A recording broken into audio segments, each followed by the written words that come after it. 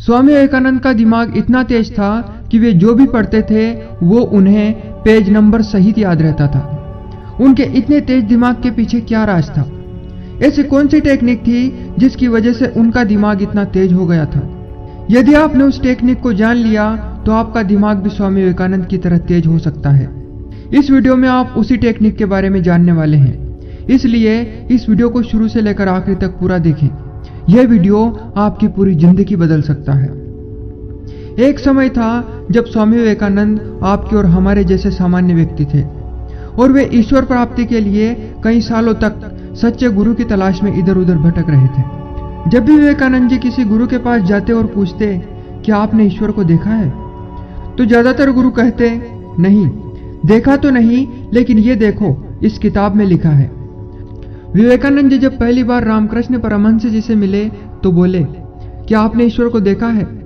तभी रामकृष्ण जी ने कहा, मैंने देखा है या नहीं वो बात छोड़, अगर तुझे देखना है और तू तैयार है तो बता। विवेकानंद जी समझ गए, यह इंसान कुछ ऐसा जानता है जो किताबी ज्ञान नहीं है, वास्तव में साक्षात ज्ञान है। आइए अब जानते हैं कि विवेकानंद जी आखिर इतने बुद्धिमान कैसे बने कि वे जो भी एक बार पढ़ लेते थे वह उन्हें हमेशा याद रहता था। हमारे शरीर में 7 चक्र हैं और उन 7 चक्रों में बहुत सी शक्तियां मौजूद है। जिस व्यक्ति के 7 ही चक्र एक्टिव हो जाते हैं वो व्यक्ति साधारण नहीं रहता। उसमें बहुत सी ऐसी शक्तियां आ जाती है जो उसकी बुद्धि का बहुत अलग लेवल पर विकास करती है। जब हम सोते हैं तो हमारी श्वास उन 7 चक्रों से होती हुई गुजरती है। इस वजह से हमें उठने के बाद बहुत अच्छा महसूस होता है और हम ऊर्जावान तथा तरोताजा महसूस करते हैं। इसलिए हमें यह कहा जाता है कि सुबह के समय पढ़ना बहुत अच्छा होता है, क्योंकि रात भर उन 7 चक्रों से मिली ऊर्जा सुबह के समय सबसे ज्यादा होती है।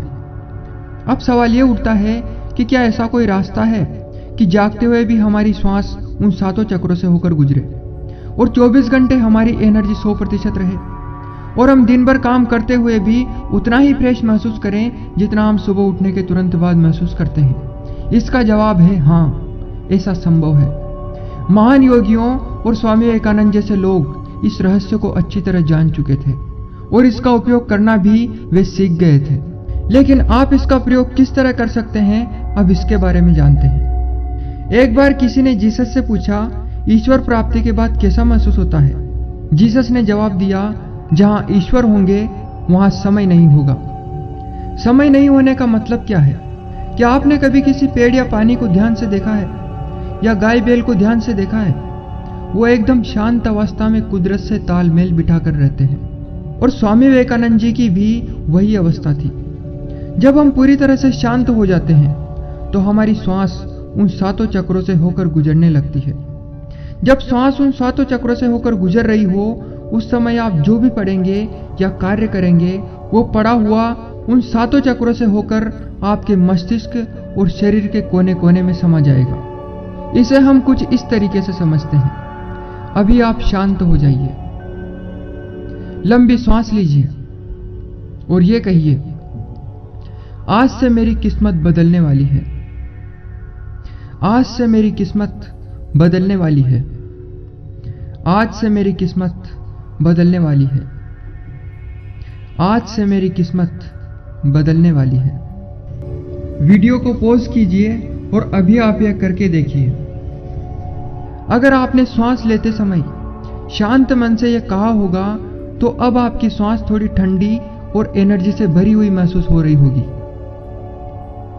इस मौन की अवस्था में हमारा मस्तिष्क इस दुनिया में नहीं रहता, वो एक अलग आयामी दुनिया में पहुंच जाता है जहां हम नहीं होते, बस हमारा मस्तिष्क और कुदरत की शक्तियां होती है। सोचो, अगर आपके शरीर से सब गायब हो जाए, सिर्फ आपकी आत्मा और ईश्वर कुदरत की शक्ति बचे, उस अवस्था में आपको क्या करना होगा? ऐसी अवस्था में आप होकर भी न रहोगे। ऐसी अवस्था में स्वयं ईश्वर आपके शरीर के माध्यम से काम करेंगे और जहां ईश्वर होंगे वहां समय नहीं होगा।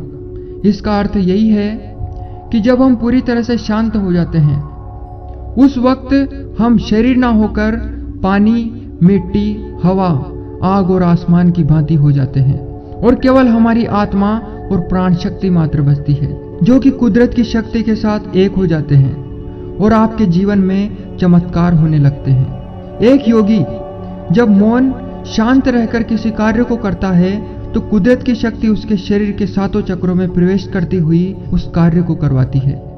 इसलिए मौन होना सीखो, ध्यान मेडिटेशन करना सीखो। अगर आप नहीं सीखोगे तो आपकी बुद्धि बहुत छोटे लेवल पर रह जाएगी, और अगर आप करोगे तो 7 चक्र अपने पूर्ण रूप में एक्टिव होकर आपके जीवन को अलग ऊंचाई पर लेकर जाएंगे। इसलिए आप मौन और शांत रहने की कोशिश कीजिए, क्योंकि आप जैसे जैसे शांत होते जाएंगे वैसे वैसे आपके 7 चक्र एक्टिव होते जाएंगे। आप जितना ज्यादा शांत रहेंगे आपका दिमाग उतना ही तेज होता जाएगा। वर्तमान में स्थिति ऐसी है कि हर व्यक्ति को 10-15 सेकंड में कुछ ना कुछ नई चीज चाहिए। इसके बावजूद भी आपने इस पूरे वीडियो को देखा, इसका मतलब है आपका दिमाग अन्य सामान्य लोगों की तुलना में अधिक शांत है। आपको ज्यादा मेहनत नहीं करनी पड़ेगी। यदि आप कोशिश करते रहे, यदि आपने थोड़ा सा भी प्रयास किया तो आपका दिमाग बहुत जल्दी तेज हो जाएगा। आपको यह वीडियो कैसा लगा हमें कमेंट करके जरूर बताइएगा, और अगर चैनल को सब्सक्राइब नहीं किया है तो इसे भी सब्सक्राइब जरूर करें, ताकि इसी तरह की नॉलेजेबल वीडियो लगातार आप तक पहुंचती रहे। इस वीडियो को पूरा देखने के लिए आपका बहुत बहुत धन्यवाद।